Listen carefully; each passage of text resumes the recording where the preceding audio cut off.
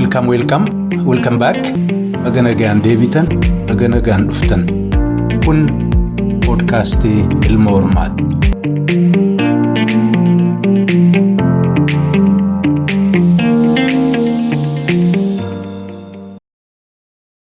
Ashamaa kabajamoo hordoftoota podcastii Ilma Hormaa. Irra deebi'een baga nagaan dhuftan, baga nagaan deebitan isiniin jedha. Kam jirtu? Nagaadhaa fayyaadhaa jajjabaattu. Maaltu haaraa? Egaan waan danuus hin qabu waanuma torban kana keessa biyyattii Itoophiyaa sanas gaanfa Afrikaa biyya Arabaa kanaaf waan isaan walitti hidhata qabaa keessatti oduu gurguddaa mul'atan bakka namni gaanfa Afrikaa keessa jiraatu akka ammaa Albertaa kana akka ammaa Minneapolis Minnesota kana fa'aa wanta ta'aa ture. Torban kana keessatti yoo hiree argattanii oduu jalan deemne waanan dhagahee waanan dubbisee waanan argee gaggabaabseen oduu torban kanaa isiniin qooddadha. Egaa jalqabarraa kaasaati hamma dhumaatti sabriidhaan na hordofaa isiniin jedha. Egaa dubbiin isiin duraa waanuma miidiyaati. Miidiyaa torban kana keessatti akka malee namni raafamaa jira. Siin akka amma TikTokiin taatee Facebookii taatu wanni siin fakkaataa kun dubbii yaada keenya ibsachuu nu guraa jiran ka jedhu namni bakka hundatti iyyataa dhiyeessaa jira. Miidiyaan gurguddaanis warruma tokko harka bu'ee ka jedhu himannaa jira. Fakkeenyaaf yoo amma xalayaa himaan guddichi Bernie Sanders Twitter yookaan X gubbaatti maxxanse kun olaalaa. Egaa warri kun hundinuu amma dura miidiyaa of danda'e turani. Dhihoo kana namichummi tokko jechuun faamiliidhuma tokkotti isaan bitate isaan gubbaattis erga TikTokiin kun Ameerikaatti gurguramte jedhanii dhiibanii isa harka seenee booda waan kana jechuun dandeessan waan kana yoo jechuu barbaadan immoo faarsuu malee isa kaan hin ta'u ka jedhuun dubbannaan namni hundinuu gaa akka malee siin collee taate jechuudha. Rirrifattee keessaa akkuma sooshaal miidiyaa TikTok jedhamu kanarraa namni gama pilaatfoormii haaraa tokko haaraa ji'uma 5-6 darban keessa ijaaramte Upscrolled jedhamtu gurbaan warruma asliin sana fakkaata garuma amma Palestiin kana inni ijaaretti gaa godaanaa jira namni kottaa jedheesse wal waammataa jira. Kunooti suuraan isaatii fi mallattoon appii sanaa isa kana.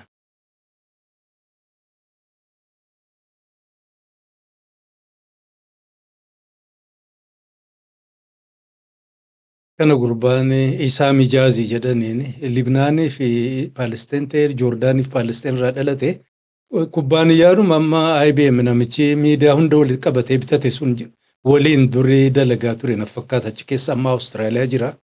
Egaa namni gama sana deemaa jira. Warri nageenyaa jiraatanis dhagaa jechuuf hin jedhe kaanirraa isa akkanuma qooda isaanii amma hammeenya bakka hedduu dalagamaa jiru keessatti waltajjii kana gubbaattis kitaaba qaallichi waa'ee amma artificial intelligence fi lola gubbaatti jechuudha. Leslie barreesse sana gubbaatti waa hedduu dubbanneerra. Egaa waan amma Minneapolisis steetii garaagaraa Ameerikaa keessa deemaa jiru akka argitan teknooloojiidhaan gargaaramanii kan isaan hiyyeessi kun bakka inni jiru bakka inni galu warri isaan waliin isaanitti eenyu hiriira itti bahee eessa fa'aa akka jiran bal'atoo eenyu lakkoofsa makiinaa isaanii telefoona isaanii dhaamsa namni waliin daddabarsu kana hundaa teknooloojiin gargaaramaniiti kan namarra bobba'aa jiranu. Kanaaf hammeenya nuuf fidaa jira warri teknooloojii jedhuun bakka xiqqoorraa wayyaa ta'etti gaachuu godaanaa jira. Gara isinitti baatu hin beeknu isinis egaa quba qabaadhaa jechuuf hin jedhe bakkuma duriituma mugdanuu addunyaan akka nu dabarre. Oduun guddaan hammanan sagantaa kana rikoordi gochuu jalqabutti ammallee hin taane Iraaniin daaraa jechuudhaaf egaa itti marxifataniitti seenanii jirani. Akkuma beektanuun jarri kun egaa durii warri Arabaa keessa akka Suudii warri eenyu shi'aan taane martinuu jechuun danda'ama. Sunnii qofa yoon jedhes rakkisaa. Warri shi'aan taane martinuu jara kana jibbaa ture.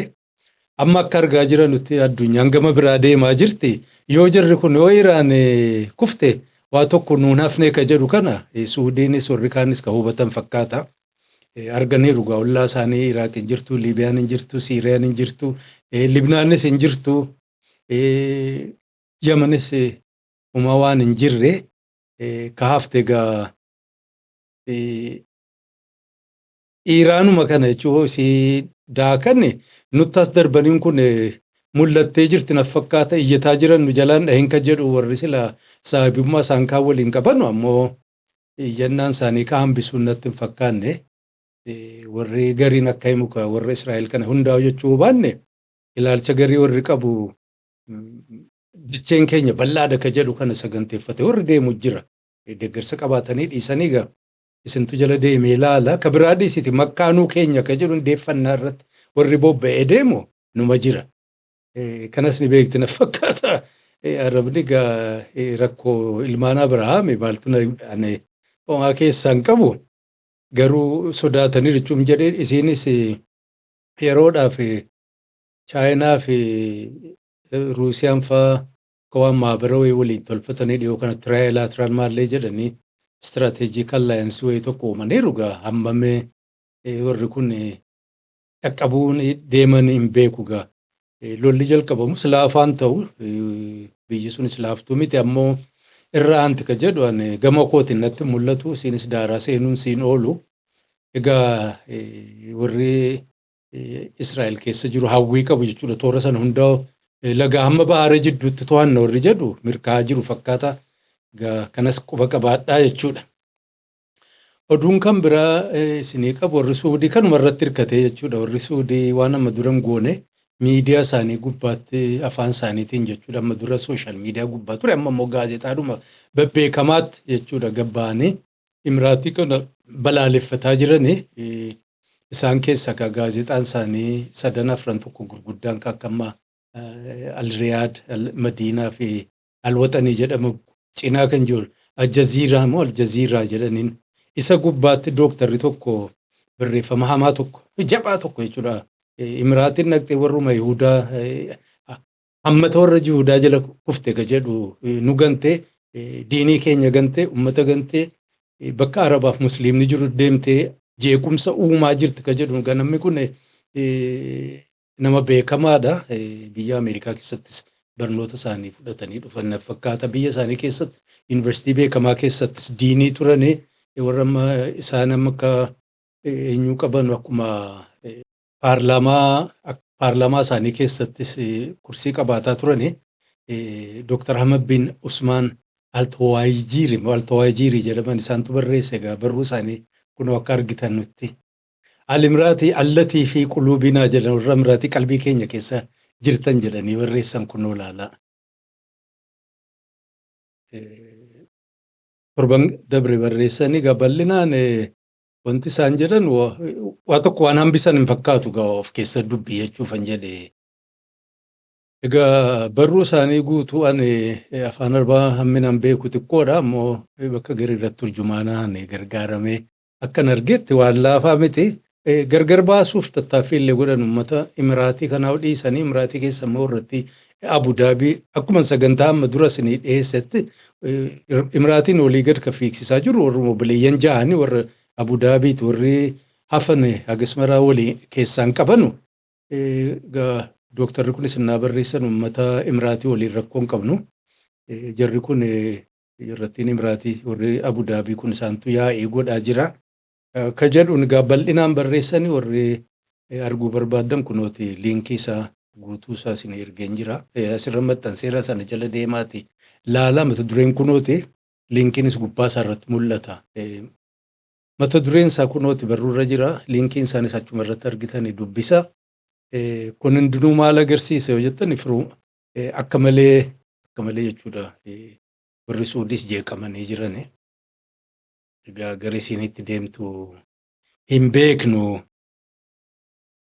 Kaan hin beeku Oromoon gara amma Albertaa gana erga deemtee booda yaa'ii godhaa jirti. Nafa qabsoo bilisummaa gamasitti naannessan na fakkaata.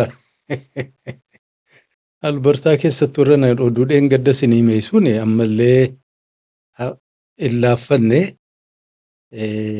warri Kaalgaarii, warri Biruuksollee, Edmonton warri jijjiirtan egaa kunoo akka argitanitti hiriira gurguddaa godhanii walga'iis gaggeessanii egaa eenyu riferendamii sana gaafachuudhaaf eenyu mallattoo guuraa jiranii akka isaanii manutti toora 177 wayii yoo argatanii achi booda riferendamii dirqisiisuuf jechuudha warra seera tumutti dhiyeessuu danda'anii. Kana callaa miti warri gariin waan kana uffatu jechuudha Albertaa Prosperity Project wanti Prosperity bakka hundatti yaa'ii qabdi jedhan. Warra mootummaa Ameerikaa Tireejarii irraa biliyoona 500 liqii gaafataniiru numaa mariifuu baatiinuma amma seenne kan borseen nurraa kaasanii I think Feebruaarii guyyaa meeqa akka ta'e hin beeku baallama qabna jedhaniiru warra Tireejarii Ameerikaa irraa maallaqa liqeeffachuuf biliyoona 500. Maallaqa sana maalirra oolchitan jennaan waanuma riferendamii kanaaf indipendensii bilisummaa Albertaadhaaf uummata kaasuudhaaf bobbaasanaaf waan kana barbaanna jedhani. Egaa fulmaata eenyuun mallattoo guurrachuun hamma maayee akka biyya kanaatti maayeen jedhe mee guyyaa 2026 baatii lamaan tokko qabane san keessatti amma waan guuttatan na fakkaata egaa hin beeknu.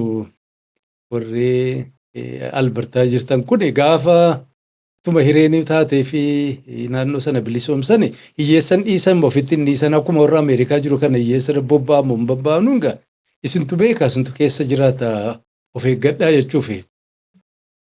Oduun jabaan kanuma Minneapolis egaa namni dhaga'anii argin ka jiru natti hin fakkaatu waan achi keessa taa'aa ture akkuma beektanu san keessa kanaan qalbii na harkise waan lamaan tokko inni tokko weellisaa beekamaadha nama turaa dambisaa hin beekne hin jiru warri weellee jala deeman boos jedhanii faarsuuni Bruce Springsteen sirbaa Streets of Minneapolis jedhu gadhiisee viidiyoo waliin jechuudha warra achirratti wareegame nama lamaan sana qaallittiidhaa fi qaallicha warri humnaan ajjeesanii hiriira achi keessa deemaa jiru haala sanarraa sirba bareedaa baase maaliif faarsitee naan jettan tokkoffaa inni kun beekamtii ittiin argachuuf miti maallaqa ittiin argachuuf miti nama ture erga beekamtii argatee fi maallaqaan kuufe ammoo waan kana miidhama uummatarra gahaa jiru jechuudha argee akkuma amma warra wareegame sana innis qooda ofii gumaachuusaa historikaalii bakka amma seenaa keessatti bakka guddaa qabaachuusaa kanaafin sarraa jaalladhee warri dhaggeeffanne hin daawwanne yoo jiraate yuutuubii gubbaa jira amma guyyaa 2-3 tokko ta'eera Streets of Minneapolis Bruce Springsteen waan inni baase ilaala.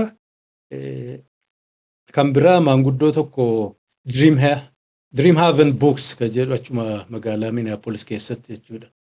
Ka jiru gaafa amma gurbaan Piriitii ajjeefame sana maanguddichi nama umrii 70 dukkaasaa cufee keessaa gabba'ee egaa innis aariidhaan waan inni dudubbate eenyu CBS Minneapolis isa baase warri hin argine yoo jiraata achirra daawwachuu dandeessanii kunooti suuraansaa eenyu Tiirgaas waan amma gaazii ija nama eenyu gootutti naatti darbatan achi keessaa guba'u kan mul'isu isa kana dukkaan isaas kunoo sisii kana sila achi jiraadhe waan biraallee hunda dhabe dhaqee dhumane barakaa argadhu jedhaani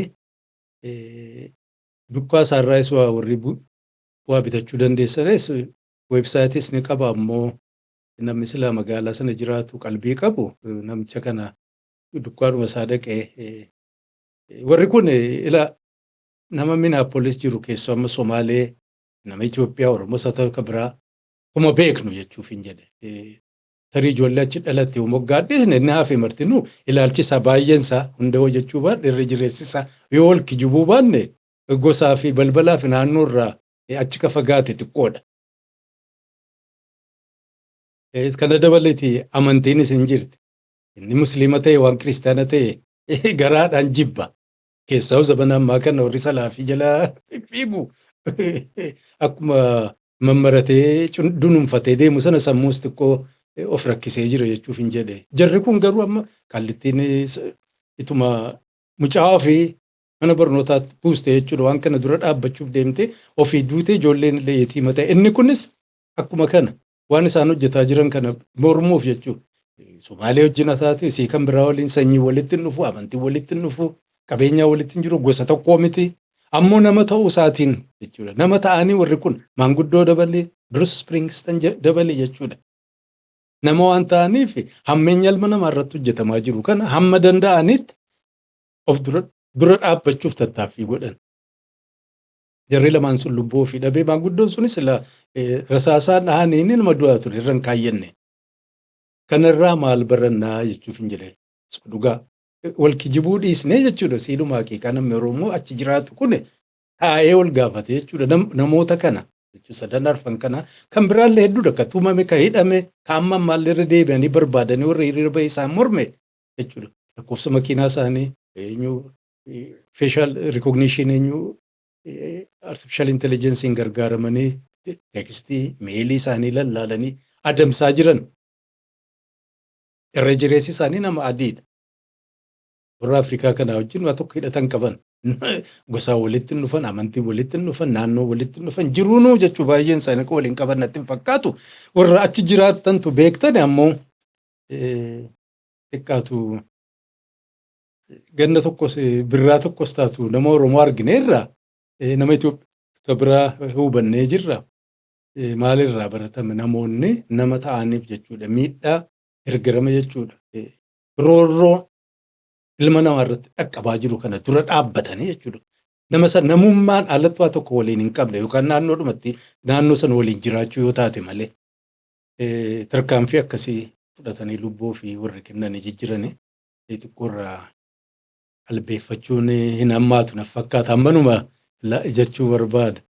Kan biraa warri Ameerikaa jechuudha.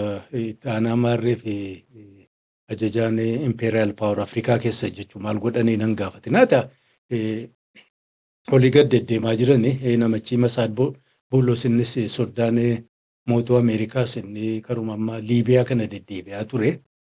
Akkuma argitan warra Liibiyaa kana isaan gara oliis isaan gara gadii kana dubbisaa ture. Suuraan isaanii kunooti. Ilma Aftaar sanaa waliin kun Saadaam isa kana saawunis mamallataa ture warras biyya bulchitu. Warra kaanii waliin mamarratee egaa oduun jiru warri kubbaaniyyaa gaazii baastu kan Faransaay fi kan Ameerikaa warratti amma Tiriipoolii mootummaa jettee naannoo xiqqaa tokko Afrikaa qabdu isaan waliin kontiraata waggaa 25 jechuudha. Total Energy fi Conoco Phillips kan jedhamu kan Ameerikaa waliin mallatteessanii jiranii bu'aa argatan gaarraa deebi'anii. Isaanitti waluma cinaa yeroo sana Afrikaa keessa warri deddeemaa ture kan biraas itti aanaan dantaa biyya alaa fi ajajaa waraanaa Afrikaa keessaa isaan lamaanis Masriis Itoophiyaa ziyaaranii turani. Kunoo akka argitanutti warra bulchaa Masriitii fi kallacha Prime Minister na fakkaata warra Masrii waliin akkasiin marii gaggeessaa ture. Sanatti nafne achitti aansee immoo gara warra Ankoobaree kana dhaqee kunoo suuraa argitanii.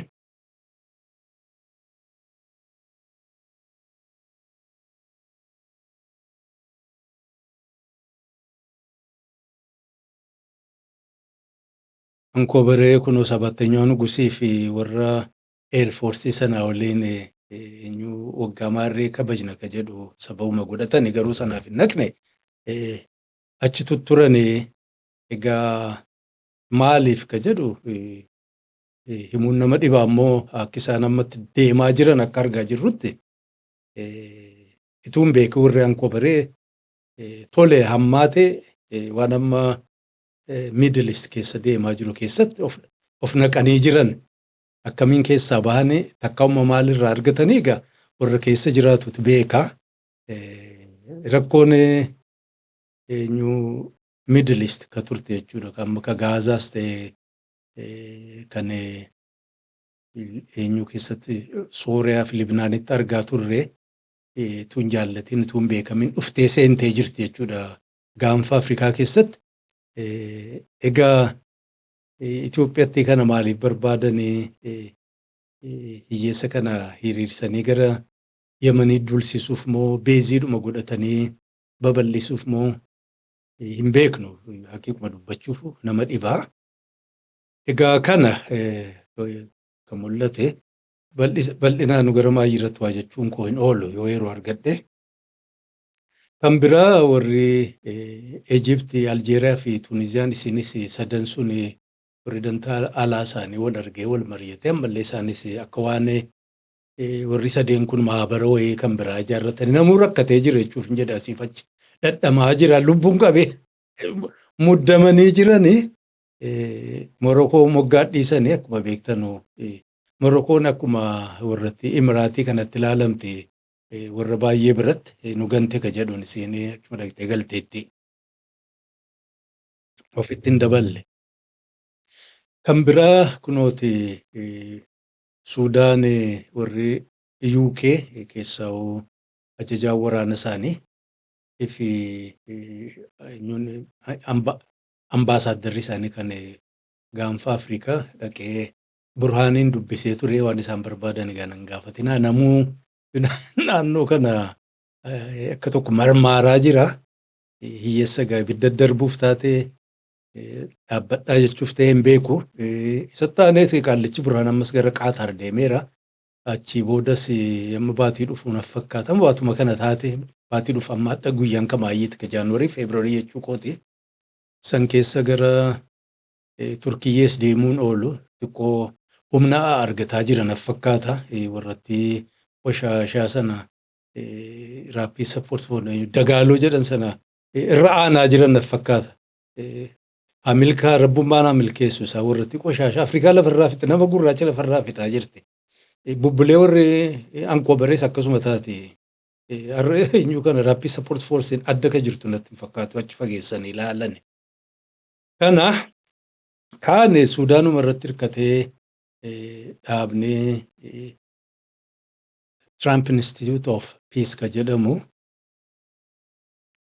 maallaqaa warra rakkate Suudaaniif gurra ka jedhu baatii Feebruwarii kana guyyaa 3 I think guyyaa 30 naaf fakkaata Ameerikaatti nama affeeranii jiran kun waraqaan affeerraa isa kana egaa kan waame soddaa isaasuma Paawulos kan waan Noorz Afrikaaf maarree kanatti gaafatamaa fi tokkommoo waanuma hiyyeessa irratti itti gaafatamaa godhan Tom Fletcher jara kana lamaantu waan kana waame eenyu dhaqee sadaqaa kennaa egaa hin beekamu akkanaan shakkutti Imiraatiin kan duraa taati jedheen amana maaliif jennaan dhiiga namaa dhangalaasisaa jirti waan achi zarafti danuu qabdi.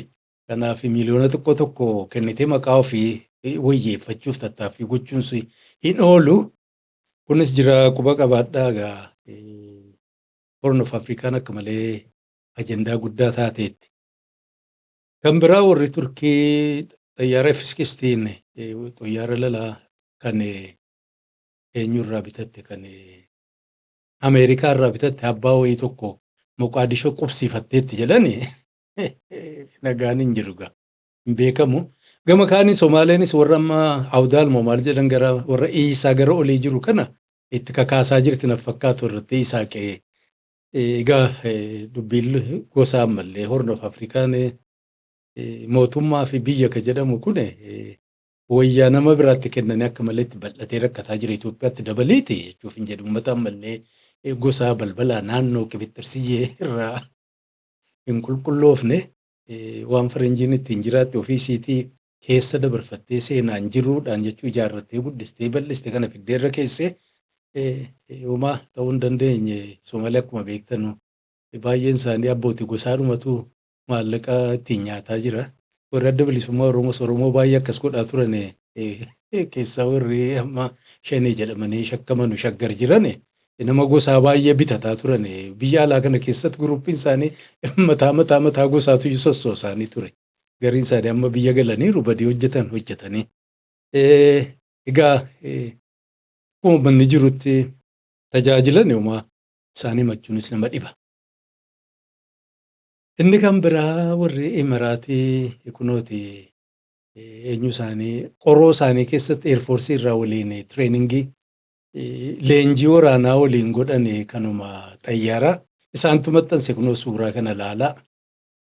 Kunoo akka argitan nutti ajajaan waraanaa humna qilleensaa Itoophiyaa kan Imiraatii isa duuba immoo namicha TPLF ta'e boonee taa'ee jira. Ituu biyyi sun biyya dhugaa taate, ituu mootummaan sun mootummaa dhugaa ta'e amma nam qaallichi kun ituu mana murtiin dhiyaatiin jechuudha. Achi bahee lola seenee mootummaa irratti lola banee hiyyeessa meeqa fixee ficcisiisee kan Tigirees kan uummata kaanis amma kun boonee achi taa'aa jira. Yasalaam ministeera qaallichi ture immoo dubbiinuma xiqqoo tokko dubbatte jedhamee yookaan alaabaa baa'oo kan qawwee mana keessaa qabda qawwee mana keessatti argame jedhamee hidhaa keessa ciisaa jira. Gartanii garaagarummaa argitanii warrattiin kun waan isin gootu. Baay'ee danda'a reedoon Afrikaadha. Nama Afrikaati. Afrikummaan isaa beekamaa. Jarrattiin amma eerfoorsii fi militarii mataa taates yeroo fachi kaa'an malee isinis Afrikaadha mul'ata irraa. Waggaa 2-3 booda isaan kan hin darbite. Hafteen warra kaanii nama taphaan meeshaadha. Amma jarri kun meeshaadhuma godhatteen yeroo gabaabaa booda jala jalaan isii kana darbatti.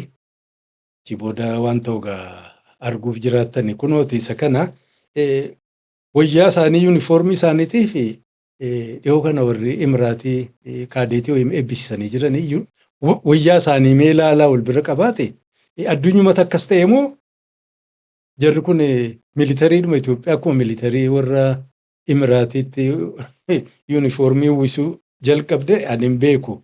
Kanaan argee kunoo akka argitan helikoophtaris kanas kanuma ministry of defense ministeera ittisa warra Imiraatiin maxxanse kunoo akkuma argitan Itoophiyaa keessatti kunis diroonii fidatanii achi kaayyatanii eenyuun loluuf akka ta'e ganan gaafatina.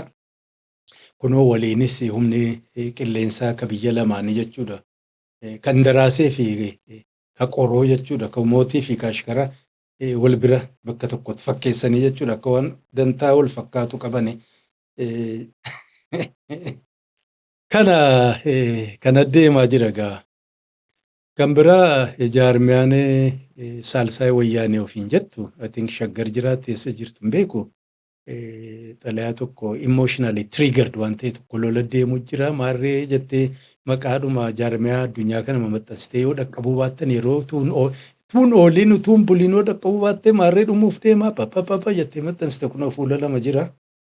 Sinuman darbinee warri keessa beektan ugaa amman faayidaa qabdi warri moo'ee tokko waa barbaadaa fi waa argachuuf lallabaa jira gaa isintu arga. Kana oduun itti aanu warri egaa ankobareen amma dura jechuudha. Ankobaree dura warra Wayyaaneetu yeroo boondii maallaqa gara fuulduraa kafalleettee waraqaa maxxansitee Ingiliis kana keessa nafakkaa gurgurtee amma dura haasofneerra waa'ee boondii kana sana ganna dabrees walumaan haasa'anii akka itti kafalan walii galuu lafarraa harkisan amma jalqabaa ji'a kana nafakkaataa fi dhuma baatii Disambar irratti wal ga'anii waliin mari'atanii ture liqeeffataa warri liqeesse sun dhufanii maallaqa keenya biiliyoonii tokko nuu kafalaa akka jedhuun kanarra akkasiin hin jee xiqqoo mataa irraa nuu muree xiqqoo gatii nuu xiqqeessi biiliyoona sana hin qabnu dhibbantaa 15 illee taatu nurraa nuu xiqqeessi maarree ka jedhu gaa waliin mari'atanii hayya jedhanii erga galanii booda dheengaddaa warra ittiin liqeessite kun akkuma xalayaa kanarratti argitan hin ta'uu jedhanii jiran akkaataan isin kafalleettanii himtan kun waan hin taane jedhan kanan fudhannu biyyi keessan amma maallaqni ni jira waa gara alaas ergattanii gurguraa jirtan ka jedhu irratti arganna fakkaata kanaaf hin ta'u jettee jirti gaa ankobareen hin beeku akkuma durii wayaa baddaarii wayita baddaarii mootaar jettee dhuma didaa jirti na fakkaata lafarraa harkiste ammoo gaa biyyi kun silaa bakki isin irraa liqeeffatte yeroo ammaa kana hin jiru kana ituu biyya silaa boondii bakka hedduutti ishuu gootee addunyaarraa liqeeffachuuf dandeettii qabdu taate kana kafaluu dhabuun hin miidhaan ka jedhu fudhanna garuu kun hiyyeetti dhadheen gaddaa IMF liqaa miliyoona 250 maal kafalte jennaan 4 kiiloo keessa dannasaa turan bayyanannee jedhanii jechuudha. Amma nagaa isa kanatu biyya jedhama. miliyoona 250 liqii argachuudhaaf rakkoo keessaa yeroo gabaabbattu illee afuura baafachuu kan danda'e. Kana cinaa qabaatu warra amma teeknooloojii gurguddaa qabu jechuudha. Namoonni dhuunfaa maallaqa isaan qaban dhiisiiti. Warruma Ameerikaa keessatti siyaasaadhaaf dorgomanuuf kennaa maallaqni isaan kennan gara fuulduraatiif waa irraa faayideeffanna kan jedhu wal bira qabdanii hogguu ilaaltanu maal inni biyya jedhamu. Badamuun si maal inni? Maal inni? Humna waraanaa fi poolisii waan qabdu uummata cafaktee caccabsitee hiitee garaftee ajjeestee irra jiraachuu si yoo ta'e malee kanaa dhala maal isin biyya kana si hojjisiisu. Sadarkaa kanarra jira quba qabaadhaa jechuu hin jedhe kaan kamaayii warri chaayinaa raashiyaa fi Iraan silas isin himeera akka waan waliigaltee wayii mallatteessan fakkaata garuu dubbiin warra kana Iraaniin dandamachiisuu danda'aniin natti mul'atu kamina yaadne warri Itoophiyaa kune kana fakkaata amma walumaa galatti ganamee ol gaafachuu kan qabu amma akkuma beektanu erga warri Israa'el warra shaggaa Ankoobaree waliin yeroo dheeraadhaaf waliin jiranii namuu kana quba qaba amma gaafa lola Tigraayis dhufanii gargaaranii turani hin sobdi malee eenyu sanatti bishooftuu keessatti wanni diroonii fi teeknooloojii naannessaa ture warra biraati. Isaan sun Hargeysaas Shaggaris jiraachuun isaanii gara fuulduraatiif dhiibbaa bu'aallee maal fiduu danda'a? Rakkoo kan biraallee maal fidanii as dhufuu danda'ani? Hawaasnoo deebi'ee bifa kamitti? Mootummaanuu jechuudha. Siidhumti laaftuun kunuu bifa kamitti deemtee ijaaramuuf deemti? Namni ol gaafachuu qaba jechuu hin jedhe. Akkama jiruun kan itti fufnatti hin fakkaatu. Sabaattanyaa nugus kun akka argitanutti dhaqee kofiyyattii kana kaayyatee achitti waadaa waan seenee as deebi'ee jira. Warri akkuma amma dura isinii hime namni baay'eenis kakuu qabdanu Prosperity Gospel isaanis Zaayonistiidha. Kiristiyaan Zaayonist jedhamanii wal fakkaatu ajandaa wal fakkaataa qaban biyya amma ganna dheeraadhaaf amma naannoo sana namni musliimni keessa danaataa ture xiqqoo afuura baafanne jedhu gara fuulduraa garam deemuuf deema. Warra amantii kana itti yaaduu qaba. Ammoo laaftuu natti fakkaattu. Warri maayinooritii biyya bulchuu gaafa dhufu warri dantaa biraatiif naannoo sana qubate uummata gurmuu tokko fakkeenyaaf Amaaraa ta'uu, Oromoo ta'uu, Tigree ta'uu akka uummataatti qophaasaa gurmaa'ee qooqa tokko ta'ee gurmuu tokko ta'ee dhaabbachuu danda'u karraa jaalala qaban natti hin fakkaatu. Kanaaf jira kanallee gargar diiguun dantaa isaaniitiif gaarii na fakkaata. Namni indiviijuwal ta'uusaa isaaniif faayidaadha. Akka barbaadan oofanii galchuun gaarii ta'a. Warrattiin Imiraatis kan isin fiddee buufata markabaa eenyu biratti barbaraa irratti ijaarrattee fi maal Somaaliilaand irraa maal meeshaa kam guurrachuuf. Kana jechuun egaa waan Itoophiyaa keessatti waan argame jira jechuudha. Ammallee gad baasuun hin jalqabamne gara fuulduraatiif keessaa amma critical minerals warra jedhamu teeknooloojii bara kanaatiin warra faayidaa ta'e Itoophiyaa keessatti argameera namni oduun hin jirti. Si kana sigaa qotatanii keessaa gad guurrachuu barbaadan hin beeku. Ammoo barree as deemu laafaan fakkaatu. Egaa hamtuun dhuftus of keessaa immoo toltuun dhabdu. Namni miliyoona 120 ta'u san keessaa xiqqaatu namni 10,000 illee ta'u aqlee kan qabu fageessee ilaaluu kan danda'u jechuudha. Jechuun amma siyaasa ammatti xiqqoo nama akkuma indaanqoo biyya keenyaa callaa duratti facaasanii jiran isiidhumatu mataa keessa wal waraanaa mataa saqaa waraanaa funaannattu osoo hin taane kanarra guddate jechuudha. Amma booda akkamiin sarvaayiv goonaa neeshin steetuu mataa isii jirti gara fuulduraatiif amma namni gariin biyyan ijaarraa maarree qabsaa'u godhu jira. Faayidaa qabdi warri amma teeknooloojii gurguddaa ijaarrate kun warri maallaqa gurguddaa qabu kun akka isaan addunyaa ijaarrachuu barbaadanu akka biraatti humnatti qabu beekumsatti qabu waan garii guuttachuu qofati isaan hafe akka malee itti jarjaraa jirani. Amma fakkeenyaaf neetwork state ka jedhamu wayii tokko gara Kaareebiyaan keessatti akkuma pilot project godhanii ijaarratanii ilaalaa jiranii biyya of danda'e isaan jala bultu blockchain technology faarratti digital currency jechuudha. Kan biraa dhiisiiti amma Ameerikaa keessatti eenyudhuma kana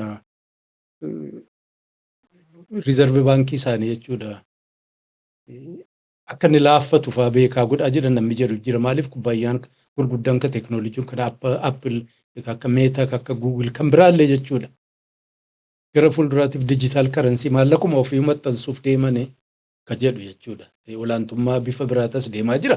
Kana hunda jira kana keessa dandamachuudhaaf akkuma yeroo dheeraa jedhee warri beekumsa qabdan akka itti yaadan akka itti ilaalan jijjiiruun gaarii na fakkaata. Seeduma durii sana seeduma dhagaan san deebisnee ijaarraan hin ta'u wanni garii wanta hawaasni ilmi namaa ijaarrate hamma hojjetu qaba bara isaa fixannaan magala. Bara durii akkuma seenaa irratti hamma xiqqoollee lubbuun argine bara fiwdaalaa nama bobba'ee nama ajjeesisee ganda gubee maal jedhu mootii jedhame jechuudha kabajamee jiraata bara isaati. Bara booda ammoo teekinooloojiin waa hojjechuu danda'u jechuudha. Durii qaxqaacii ichi maanne zafaany maal jedhan biyya keenyatti azmaariifaa jedhamaa kan tuffatamaa ture bara booda keessatti kabajaa argate bara jechuudha. Gaafa ijoollee turre namni garaansaa guddaa kana achi lafa ga'u ka deeme tujaara jedhamee kabajama. Yoo qallate kana hiyyeessa du'uuf deeme jedha. Gadaboon kiyyaa'uun nama maksu hiyyeessa ilkaan adiifaa jedha. Maaliif tamboo xuuxuudhaaf daadhii dhuguudhaaf harree farsoodhaaf maallaqa waan hin qabneef ilkaan si addaa ta'iyyeessi jedhamaa ture akka arrabaa jechuuf hin jedhe. Cooma nyaatee dhadhaa dhugeefaa jedhama ture. Waan jiruu gaariitti himamaa ture. Jabaa ammaa kana nama aqlii hin qabnetu dhadhaa dhugaa nama aqlii hin qabne cooma nyaata bara. Kuma kana mootummaa biyyi akkasiin amma barames isiinuma sana rippilikeet goonee kan biraa keenya ijaarrannaane barritti darbe na fakkaata. Hawwii namarratti bishaan qabbanaa naquuf osoo hin taane bitaa mirga laaluunis gaariidha. Isa kammi biyyi faayidaa qabu yeroo ammaa kana keessatti biyya ta'ee kan mul'ataa jiru. Namootuma heertuu tokko kan aangoorra jiruuf isaa waliin ashkarummaa jala fiigu yoo keessaa funaannatee bulu yoo argate malee lammiin biyya kiyya ka jiru eessa jira? Amma Itoophiyaa keessa Oromoon baay'een lafti keenya lafee keenya jedha. Eessarratti lafti kee ka ta'e? Eenyu title deed abbaa lafaa ta'uu isaa lafa sana irratti eenyu qaba mirga irratti qaba. Isiidhuma ankoobaree gaafa barbaadde farankaamma barbaadde darbitee ofirraa buqqistee ariitiin. Kanatu biyya kiyya jedha. Kaafe magaalaa keessa mana ijaarratti isiinis liiziidhumaan biyya sii maal inni biyyi sii ka jechiisu isiif biyya sii maal tolettidha. Illusion jechuudha. Achirra jirra. Egaa kana caalaa kan biraan qabu egaa yoo afurriin keessa jiraatte qophii biraa qabannee yeroo biraa ol deebina amma sanatti egaa naa tura.